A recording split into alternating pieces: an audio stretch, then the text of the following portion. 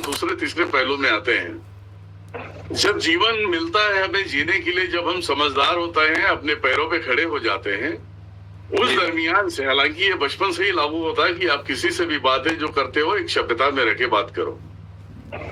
ये बात सही, बड़ों की इज्जत करो, छोटे हैं तुम अगर बड़े हो तो उनकी इज्जत करो, उनको उसी तरीके से ट्रीट करो।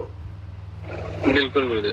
फिर इसके अंदर आ जाता है कि अगर आप जॉब करते हो और किसी के जॉब पे आप कम पैसे बता के या उसकी जगह लेना चाहते हो और उस व्यक्ति का जॉब जाता है और उसे पता चलता है कि ये मनोज है, मनोज मेरे पीछे पड़ा है और मनोज का जॉब लग गया, तो उसकी हाय लगती है, वो भी कर्म में जो डिवाइड होती है, वो भी कर्म में डिवाइड। वो चाहे वो अपने जीवन में नौकरी छोड़ने के बाद चाहे 1 महीना घर पे बैठे, चाहे 2 महीने बैठे, वो तुम्हारे वजह से बैठा है, उसकी हाय, उसके परिवार की हाय तुम्हें लगेगी, वो कर्म बनते हैं, लग जाएगा। उसके बाद अगर आप कहीं गलत सोच रहे हो, किसी को प्रॉपर्टी लेने के चक्कर में किसी को मारने की कोशिश करते हो, हत्या करने की कोशिश करते हो, वो भी कर्म में जुड़ते हैं। बिल्कुल। आप सही रास्ते जा रहे हो, कोई अनजान व्यक्ति है और वो अनजान से आ गया तुम्हारे मार्ग में, जैसे गाड़ी चला रहे हो आप, अचानक बाइक आ गया तो तुम गाड़ी में बैठे तो बाइक वाले को बाइक वाले की तरीके से सुना के गाली दे देते हो और वो देख लिया तो उसके अंदर से भी अगर इतनी भी बातें निकली, चला 4 पहिया गाड़ी में चल रहा है, मतलब कि इतनी हेकड़ी, और उसने गाली माँ की बहन की दे दिया, वो भी कर्म में जुड़ जाते हैं, वो भी जुड़ गए। किसी का हक की चीजें नहीं लेना है, किसी को दुख नहीं देना है, तकलीफ नहीं देना है, तब तुम्हारे कर्म तुम्हारे बढ़ेंगे नहीं, जो बड़े हैं वो कटेंगे। ये हमेशा ध्यान में रखना। कर्म जब तुम्हारा बलवान बनता है तो तुम्हारे घर पे 1-1 रुपए के लिए मुस्ताद कर देता है। तुम्हारे 1-1 साल बैठ जाते हो, नौकरी नहीं मिलता, जो भी मिलता है इधर उधर से उधारी लेके सब काम चलाते हो, फिर जब कर्म सुधरना स्टार्ट होगा तब तुम्हें जाके नौकरी मिलेगी।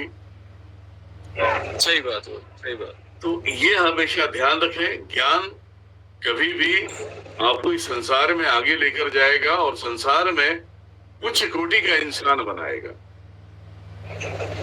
तो ये सदैव याद रखें, जितनी बातें मैंने बोला है ये सदैव याद रखें कि कर्म तुम्हारे पढ़ते कैसे हैं, कर्म हीन कैसे बनते हैं और उसके बाद का रिजल्ट क्या होता है आप शायद समझ गए होंगे, और नहीं समझ में आया 3-4 उदाहरण दे दिए।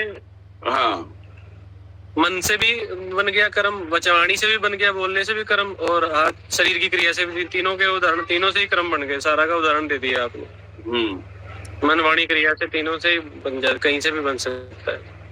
ये सब कर्म के पात्र है। अधिकांश आपने देखा होगा कि जो लोगों को सताते हैं उनकी जो हत्या होती है बहुत बुरी तरह से होती है।